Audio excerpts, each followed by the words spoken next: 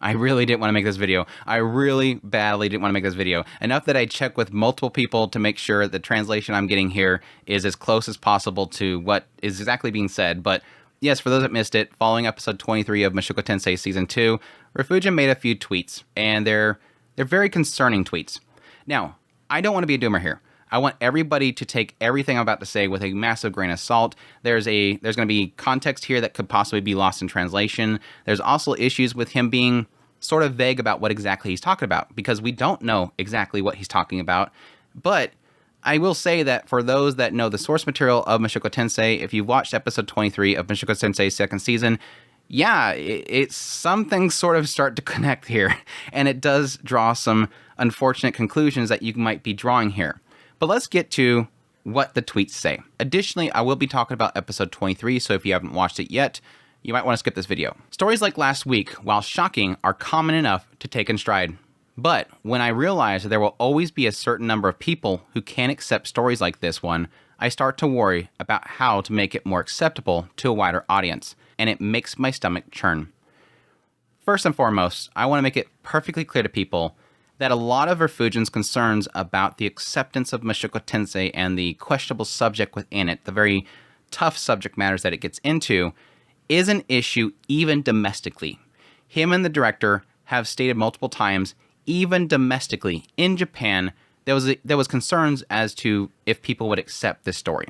They even were questioning if it would ever get adapted, because domestically it could be a lot of people would raise an eyebrow to. Rudius as a character is a stain in the eyes of the Japanese society. That's what the whole point of his original story was. Rudius is a stain within his society. This is not a Western thing. Now, yes, some of his comments can be driven by that. In most cases, when it comes to Western publications like ANN, he laughs at them. I don't think a lot of this has to do with him talking about the West. I don't think this is some Disney thing or something like that. So don't start jumping on that conclusion there. But anyways, that was fine. I think that comment was fine. I think most people would probably go, yeah, that's something he's always dealt with, is the wider audience. It was his follow-up tweet that I think a lot of people started growing a little concerned, and again, based on just watching episode 23. I think I became a difficult writer during script meetings, pushing my ego to think about how to make it more acceptable to a wider audience, which is something the original author shouldn't be thinking about. So, to those who participated in the script meetings, I am filled with gratitude and apologies.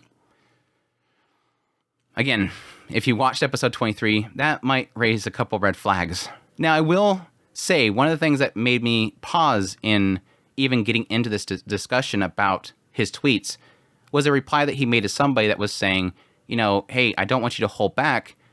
This is a one-time thing. Like, this anime adaptation is a one-time thing. I don't want you holding back. He said, I'm apologizing for saying what I wanted and getting my way. So why are you using the word held back? I'm having trouble understanding. That made me pause. Like, okay, is he talking about the idea that he pushed for something and thus he wasn't holding back? Or is he saying that he was, yes, not holding back to the idea of actually trying to make it more broadly acceptable? But then I seen another reply he made. Is it really not okay to just leave those who won't accept it alone? I guess not, after all. Rifujin's reply to this is, people who absolutely cannot accept it can be left alone. It's great, right? Sounds great. So far, the tweet sounds really good. For those that will never accept it, I'm not going to change anything to fit their needs. They're never going to care for it anyways. It's the follow-up part that concerns me. But those who basically can't accept it, but might be okay depending on the situation, are the ones that I don't want to leave alone. There's where it starts to kind of creak open that door of concern. What I get from that is if I can tune it a little bit to get a broader audience, I will. And that's concerning. I know that a lot of people that are massive fans of the series will agree with me here, and there's going to be some people that won't. That's perfectly fine. Most people that I talk to would agree that Mushoku Tensei, why it's so great, is that the characters are so damn flawed. Paul, let's say it, Paul is an utter dirtbag. Let's go for the story so far for Paul that we got. From the very first day, we find out that Paul, well, from the first moment that we get the first nasty thing, is that literally, yes, he slept with their maid. Then we find out, oh yeah, by the way, he actually slept with her once before, back at the training hall that her father ran. He forced himself upon her, deflowered her, and then ran off to get back at everybody at the dojo or the training hall. Cut forward, yes. He beats the crap out of his son upon re-meeting him. He even getting drunker and everything. But everything that he was doing for his family, trying to find his family, and saving hundreds, if not thousands of people who were displaced, all trying to find his family, and ultimately going down into a teleportation labyrinth to try to save his wife, not even knowing if she's even alive, a comatose state, or even in there, and all for the sake of reuniting his family. It's an extremely flawed character that you start to root for. He's a dirtbag, but then you start rooting for him because he's trying to do different. He's trying to do better. That's the stuff that I love. I love a character that's so nasty and they fix themselves, or they at least do something that redeems them. If anybody is following my novel analysis series, you'll know that recently we had a character who is extremely nasty. And it's great to have a moment where you kind of cry for them. That's what Rifujin does so well. He even talked about it in a recent interview with him and the Remonster creator, where yes, he was talking about making realistic characters that are flawed, and that's what kind of sparked him to create Rudius, a character that's extremely flawed, but believable because they're so flawed. Because yes, guess what? Humans are flawed. We're all nasty. We're nasty in some way or shape or form. Rudius is just nasty in this form that a lot of people are going to see is worse than them. Rudius is way nastier than what I've ever been nasty by because he does this thing. But we're all nasty. And I think that relatability through just the character being nasty is a great thing. So even the inkling that he might dial that back does create that concern. Again, I want to make it perfectly clear. We don't know what he's talking about. We don't know what he's making acceptable. We don't know what he removed. We don't know what was a choice by him or somebody else. What if he was actually pushing back against it? We don't really know. Again, it's so vague as to what exactly he's talking about and his involvement with what that was. But I will say, I'm happy he's involved. I still to this day am happy that he's involved with the project because he's there to tell them what should and shouldn't be in that project. And heck, I'll be honest, if he says, let's cut 5 volumes, it's his choice. It's his work. I'll respect it. I'm just glad that he's involved with it. But again, it does raise concerns. And it sucks that we don't really know exactly what he's talking about. Again, based on episode 23, we have several options there. Was it the whole bar scene with, Talhand, Roxy, Geese, and Elise? Was them talking about how to fix Rudius is to have him sleep with Elise, a brothel, Lilia? Was it that discussion? Was it the whole scene later on where Elise basically says, hey, Roxy's pregnant? Was that cut because of this thing? Or, good point here, probably one of the biggest changes in the episode itself, the scene with Roxy and Rudius. For those who don't know, in the light novel, Roxy gets up to leave, and Rudius grabs her and pulls her back onto his lap. Roxy did not pull Rudius onto the bed. Rudius pulled Roxy back onto his lap. Then, when Roxy said that it was okay, we can do it, he then grabbed Roxy and threw her down on the bed, and he says later on that he was extremely rough with her. What'd the anime do? Roxy somehow yanked him on the bed, he fell over on the bed, and she climbed on top of him. That is completely anime original. Was that what he's talking about?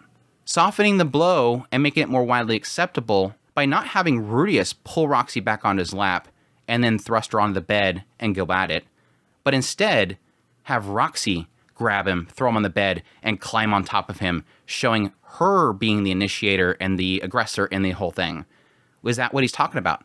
To soften it to a wider audience that, in the case of Rudius cheating on Sylphie, it was Roxy that climbed on top of him. I don't necessarily think it's the case of the cheating aspect because, in the end, Rudius is very clear in the anime that he did it. He's the one that did it in the end. So I don't necessarily think that's the case, but it could be the context of who grabbed who and who was on top of who. I don't know. Again, take all this with a grain of salt. It's purely speculation as to what exactly he's talking about and what's being softened here, but I do agree with a lot of people. There's a lot of concern here as to exactly what's going to be changed, because I think I can speak for a lot of people that we don't want really anything changed, even though we expect that some things will get changed, some things will get cut. It happens with adaptations. I don't expect a 1-for-1. I would love a 1-for-1, but I don't expect it. But at the same time, I want my characters to be flawed. And so I hope none of that stuff starts to kind of get changed a lot. Anyways, this is what I want to get on here to talk to you guys about. I hope you guys enjoy this video as always. Again, take this all with a grain of salt. Go do your own research. You can find his Twitter handle. Go to there. Check the tweets yourself. Do the translations yourself. Translations can be wrong at times. And again, a lot of context can be lost. I don't want people freaking out about this whole situation, but at the same time, I think people should be informed as well. But it is something that honestly concerns me. I want to bring to people's attention. And again, I do want to say it's not like anything so far has been story breaking. I don't feel like anything that has been cut, if anything is cut, is going to be something that is so groundbreaking and I'm going to cry over it. I don't care. Again, if it's Rifujin's choice, do it. I think whatever Rifujin decides to do, it's his call, it's his property, it's his work. I'm glad that they are actually letting him be involved this way. I commend the writers, the script meetings, everybody involved there. I'm right there with him saying thank you so much for being patient with him. I think it's great that he's so involved and they're so acceptant of having him be involved because, again, that's something that we very rarely see. And I do absolutely love that. And again, I do want to mention that nothing here says that he's doing a Disney. Let's just say that. Nothing here says that he's being a Disney. Again, I want people to be perfectly clear. Rifujin and the director were concerned about this project from the get-go, from a domestic standpoint. And yes, while he's gotten flack from the West for a lot of projects, he's very rarely ever given into them. He's actually laughed at a lot of the situations. So I don't think he's concerned about that kind of stuff. I think he just wants more people to be introduced into his project, not from a standpoint of making it clean and sanitary and to the Western standards, but simply because he just wants more people to watch his story. Simple as that. Anyhow, that's all I wanted to cover. I hope you guys enjoyed this video. As always, if you did, make sure that like button down below, comment, let me know what you think of this whole situation. Additionally, if you're new to the channel, make sure that subscribe button's on my content. I news, reviews, first impressions, top list. If it's anime, it's pretty much here. I cover a lot of stuff Mushoku Tensei. I cover the anime itself, do skip content videos. I cover the novel itself. I'm doing a novel analysis series. So if you're a Mushoku Tensei fan, this is the place to be, unless you just hate my voice or hate my opinion. Additionally, if you like this content and you want to support the channel more, I have a Patreon link, tips, links, and thanks, membership button below. Greatly appreciate what it does, and y'all take care.